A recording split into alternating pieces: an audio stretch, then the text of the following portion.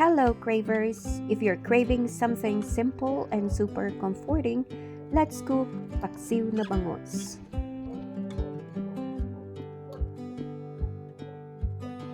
Let's get started. First, ilagay sa pan ang aromatics, garlic, onion, at ginger.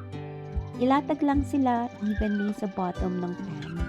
Then, ilagay ang medium-sized bangus na hiniwa at maayos na nalinis. Make sure na washed well para fresh at walang unwanted smell.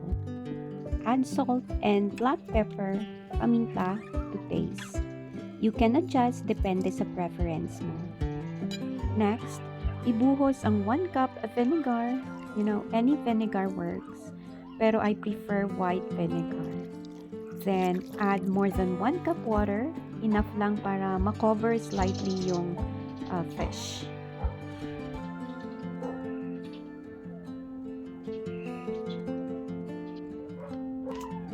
Isa lang sa apoy, cover and let it boil first. Once it starts boiling, do not stir. Let it cook for about 5 minutes, and this helps remove raw smell and starts cooking the fish.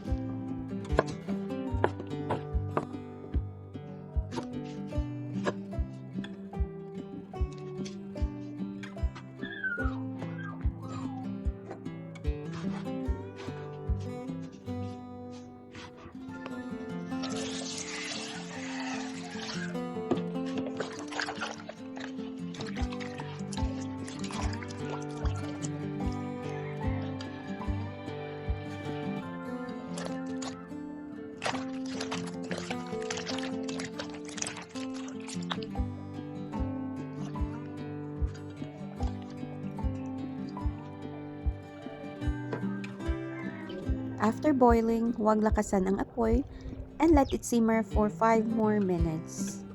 This is where the flavor really develops and the fish becomes tender. Huwag i-overstir para hindi madurog ang bangus.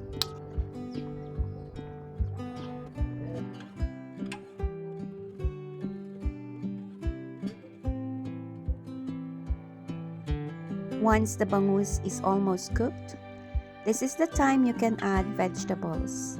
I'm adding here okra and eggplant.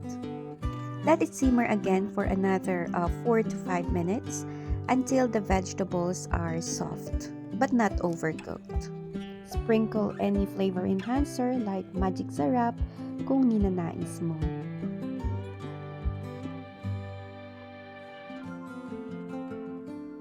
Oh, medyo nakalimutan but it's not yet too late.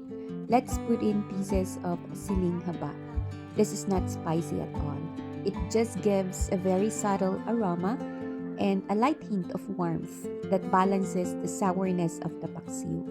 Let's cook it for just a few minutes. Once everything is cooked and well blended, meron na tayong perfect comforting paksiw na bangus. Sour, savory, and best served hot with rice.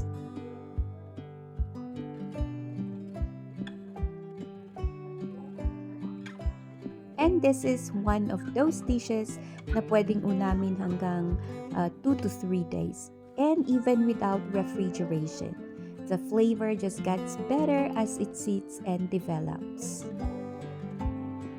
Thank you so much for watching, cravers, and if you're new to our channel, don't forget to subscribe for more homey recipes.